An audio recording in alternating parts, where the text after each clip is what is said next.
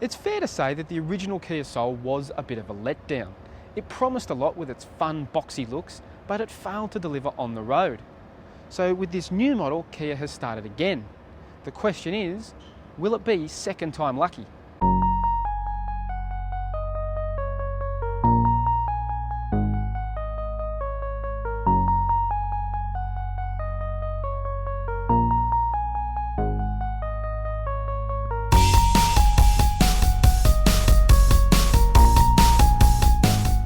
The new Soul has the same boxy looks of the original, but the lines have been sharpened to give it a more refined style.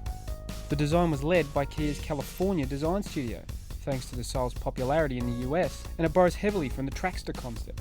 The interior has also been overhauled with a more modern layout. From the driver's seat, it certainly feels more premium than the old Soul. The dash layout is easy to use and includes a small colour touchscreen, and the seats are finished in black cloth with a contrasting yellow stitching. And there's plenty of small item storage too, suggesting a lot of thought went into getting the cabin just right. Space is good for humans too. The high roofline means there's loads of headroom front and back. The wheelbase has also been stretched, which means there's more legroom in the back as well. And the new Soul's wider, which means there's enough space across the back here for 3 teenagers or even adults at a pinch. The extra wheelbase and width is courtesy of the new underpinnings that come from the new Cerato small car. Kia is confident that the new platform will help improve the driving dynamics, which on the original car were, to be blunt, pretty underwhelming. It's still not a hot hatch, the necks and tyres don't offer much cornering grip, and there's a noticeable lean if you push too hard through a bend. The steering has the brand's Flex Steer adjustability, which means you can switch it between a normal, sport and comfort mode. It's a nice gimmick and there is a noticeable difference between the 3 settings, but to be honest, it's just best left in normal mode. It's nicely weighted and feels quite direct. The Kia Australia have invested a lot in its local ride and handling fine tuning, and it pays off in the new Soul. The ride is a big improvement over the old model.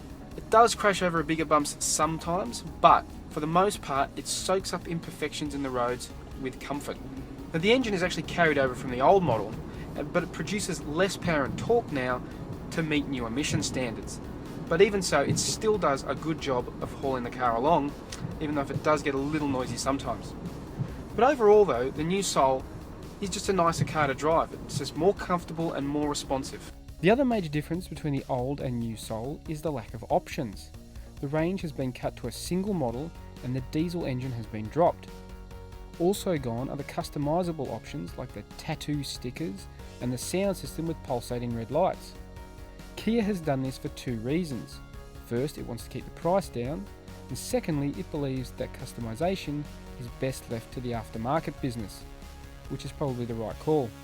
But the Soul is still well equipped with standard gear including rear sensors, a reversing camera, 17-inch alloys, Bluetooth and 6-speaker stereo.